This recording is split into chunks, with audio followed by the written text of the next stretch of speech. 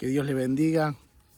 Qué gusto estar esta mañana compartiendo esta palabra en esta transmisión. Estoy a la vera del río Jordán. Por allá, a unos 300 metros, está el grupo de contingentes de gente que se está bautizando, que viene de todas partes del mundo. Inclusive seguramente en algún momento alguien se cruzará por aquí. No se distraigan, por favor. Así que estamos a unos 80 kilómetros de Jerusalén.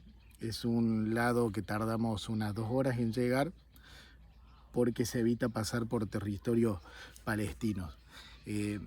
Este tiempo que he estado acá en la tierra santa, en Israel, santa la tierra porque es una herencia que el Señor ha prometido a su pueblo.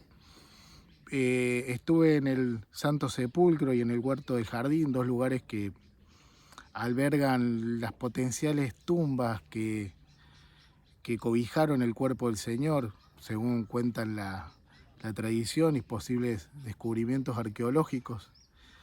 Pero realmente en esos lugares cobré un sentido más fuerte aún de que el Señor está en todas partes, que el Señor vive y habita en medio de la alabanza de su pueblo. No importa si ese pueblo está reunido allí en Córdoba, si está aquí en Israel o si está en cualquier parte del mundo. Pero uno de los versículos que más me estuvo hablando el Señor en estos días era el que encontramos nosotros en Marcos capítulo número 6, versículo número 3.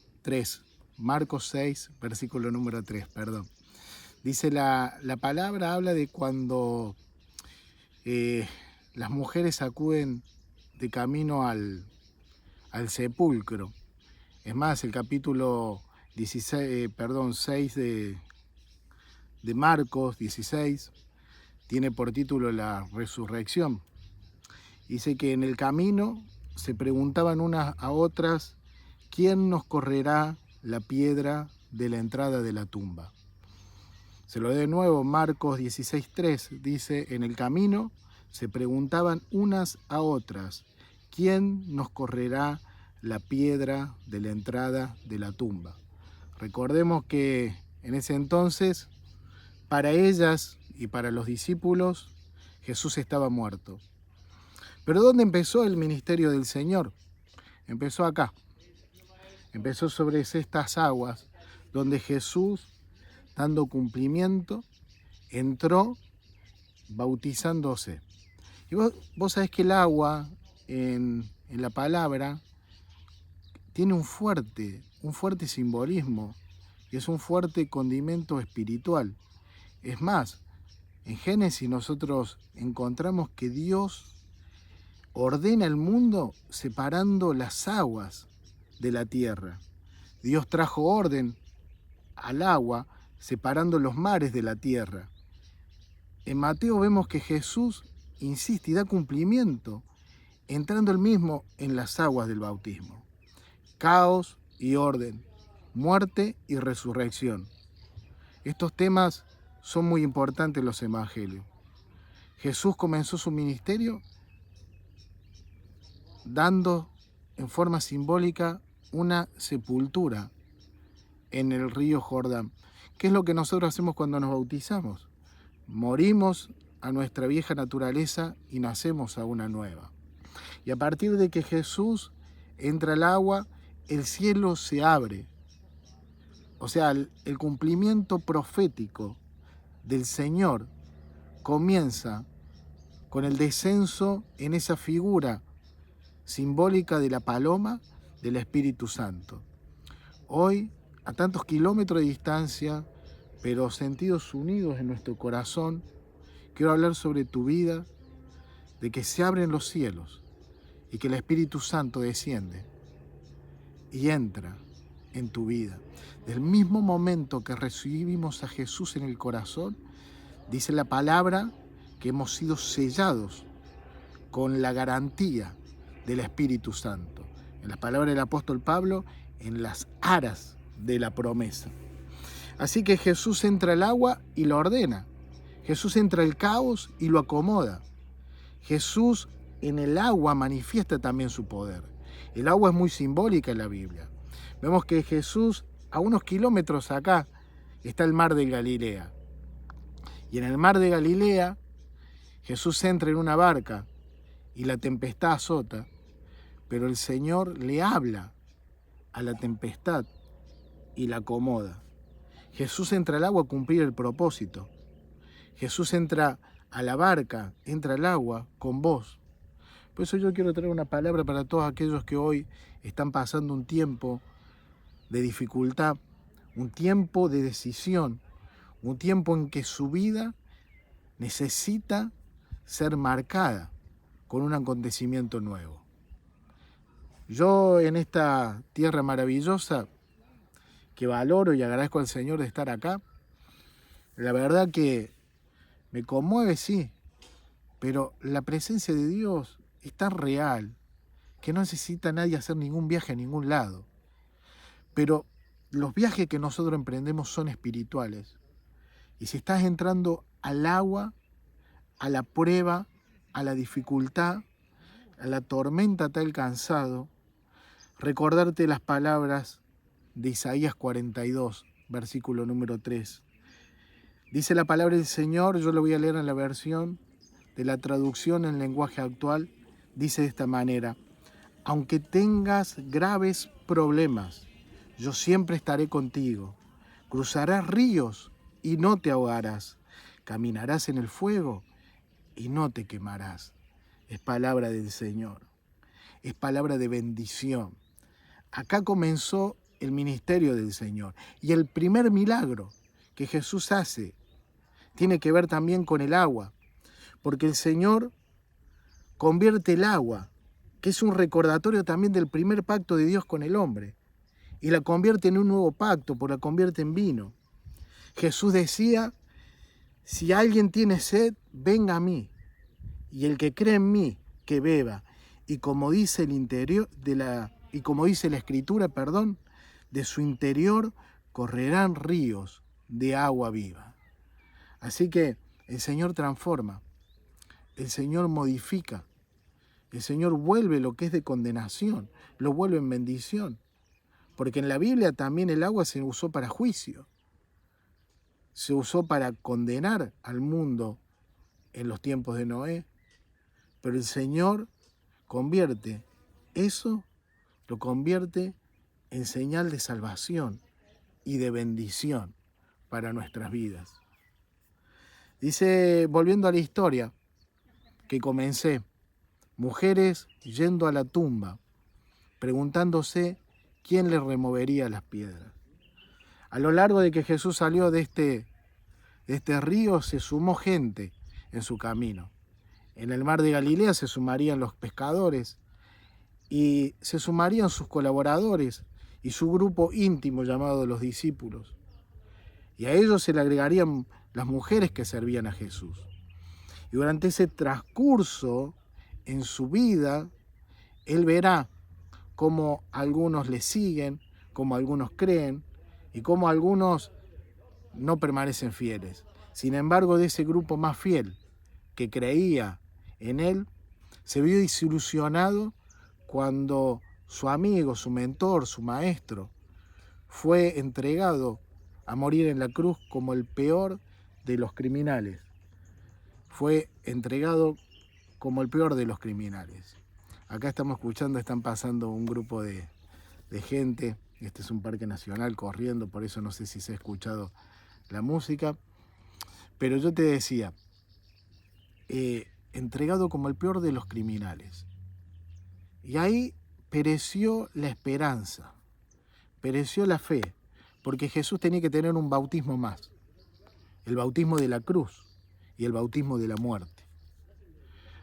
Jesús, dice la Biblia, que en soledad fue su hora y vivió lo que ninguno de nosotros vivió, que es la soledad absoluta, porque aún en nuestras tormentas, en nuestros bautismos de dolor, Dios te acompaña, como leí en el libro de Isaías. Y este grupo que se fue sumando, acompañando y siendo testigo de los milagros de Jesús, llegó el momento de verlo morir en la cruz.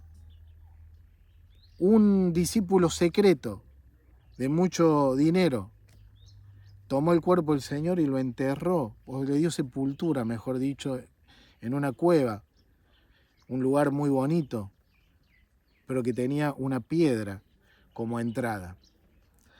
Y volviéndote a la historia de Marcos, las mujeres caminan hacia la tumba, preguntándose quién correrá la piedra. Pero ¿sabes qué me llamó la atención de este versículo? Que ellas fueron lo mismo. Que ellas sabían que no tenían la fuerza para correr la piedra. Ellas sabían que no le era posible. Ellas eran conscientes de que era una tarea que excedía su fuerza física. Pero ellas fueron lo mismo.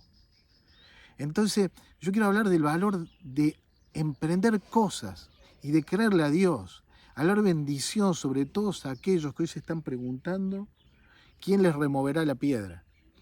¿Quién removerá la piedra de la soledad, de los temas que tenemos a veces en la familia, de la economía, de dudas a veces que nos acontecen, en bautismos que nosotros tenemos, bautismo de etapas nuevas que nos toca cruzar en la vida? Entonces quiero desafiarte en el nombre del Señor de que camines y te dirijas, aun si no sabes quién te va a remover la piedra. Y yo quiero hoy bendecirte en el nombre de Jesús con total temor a todos aquellos que han decidido caminar en la palabra y van caminando hoy y preguntándose cómo van a remover la piedra o quién les ayudará. Quiero soltar esta palabra de bendición y decir que Dios aparejará las cosas, Dios te dará ayuda, Dios te dará bendición y las piedras se correrán en el nombre de Jesús. Llamamos a la gente que nos bendiga, del norte, del sur, del este y el oeste. Este tiempo acá en la tierra palestina, en la tierra bíblica, he visto la provisión de Dios de una manera maravillosa. Y quiero soltarte esta palabra, que donde camines, donde vayas, la provisión de Dios venga de manera sobrenatural. Venga con ayuda de gente, venga con el favor de Dios y con la gracia que el Señor tiene para nuestras vidas. Dice la palabra que cuando llegaron, dice la Biblia, se fijaron y vieron que la piedra, que era muy grande, ya estaba corrida. Y cuando entraron en la tumba, vieron a un joven vestido con un manto blanco, un ángel, sentado al lado derecho. Y ellas estaban asustadas, pero el ángel les dijo: no se alarmen, ustedes buscan a Jesús de Nazaret, el que fue crucificado. No está aquí, ha resucitado. Mira, cuando vos caminás y decís, a pesar de que no sé quién me va a ayudar en lo humano, en lo físico, te encontrás con la provisión de Dios. Y la frase que yo he atesorado para mi vida: Dios siempre tiene algo más grande que el milagro que nosotros estamos buscando. Ellas fueron a buscar en la tumba un cuerpo para ungir, pero se encontraron que la tumba está vacía, que el milagro más grande había sucedido. Ahora vayan, dice, que les dijo el ángel, y cuenten a sus discípulos. Salta la historia bíblica al versículo 15, que Jesús se les aparece y les dijo: vayan por todo el mundo y prediquen la buena noticia, o el evangelio a todos. El que crea y el que sea bautizado, o sea, el que pase por el agua, será salvo, pero el que no crea será condenado. Y estas señales milagrosas acompañarán a los que creen. Expulsarán demonios en mi nombre y hablarán nuevas lenguas. Podrán tomar serpiente en las manos sin que nada les pase. Si beben algo mortífero, no le hará daño. Pondrán sus manos sobre los enfermos y ellos sanarán. Entonces encontramos cómo se cierra la historia de esas mujeres que van a una tumba sin tener la posibilidad física de remover el escollo. Se encuentran que el Señor Jesús, que 3 años antes había salido con el poder del Espíritu de estas aguas, ya había removido las piedras. Y les dice, a ustedes se les van a remover las piedras, pero más aún, verán el poder de Dios, verán la sobrenaturalidad de Dios. Como te decía, aférrate a las promesas de Dios. La vida tiene sus desafíos, sus luchas, pero tomamos la palabra para nosotros. Aunque pases por el agua, no te ahogarás, el fuego no te quemará.